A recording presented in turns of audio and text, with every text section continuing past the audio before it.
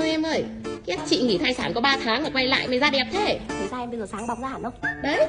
Ôi chị dùng ngay cái em này cho em đây nhá. Bí quyết của em đây, bí lắm thì em mới chia sẻ đây nhá. Đây này, em có cái loại trà này, em chỉ dùng được hơn 1 tháng thôi mà da em cải thiện đáng kể luôn, chị thấy không? Có rất là nhiều vị luôn. Đây nha, có rất là nhiều vị luôn, đặc biệt nhá. Cái trà này này được làm từ thảo mộc với các vị như là chanh này, hoặc là an hoa atiso này, thảo dược này, mà đặc biệt nhá, nó không có cholesterol luôn. Hiện nhá, các cái thực phẩm để làm ra trà này người ta được trồng theo cái dạng organic này, không có phun thuốc trừ sâu luôn, đặc biệt nhá, không cholesterol này, không hương liệu tổng hợp này và không đường nữa. Đấy, chị thấy có ok không? Mà nha, dùng nha, uống rất là ngon luôn, uống thay nước lọc được luôn. Một túi hãm nhá, chị có thể hãm được 3 lần luôn, không cần phải thay nhiều nên là rất là tiết kiệm. Đây nhá, em cho chị xem nha, cho chị xem cái vị này trước này. Đây, em bóc ra cho chị xem túi zip rất là xịn sò xinh xắn luôn nhá. Nhìn cái chất lượng túi đã thấy là chất lượng của em nó như thế nào rồi. Đây, trong một túi zip này có một cái túi bé như thế này này.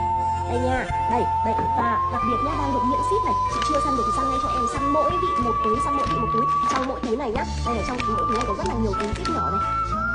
Đây mà đặc biệt là mỗi túi bé như thế này thôi nhưng mà pha được 3 lần uống, pha được 3 lần uống nhá.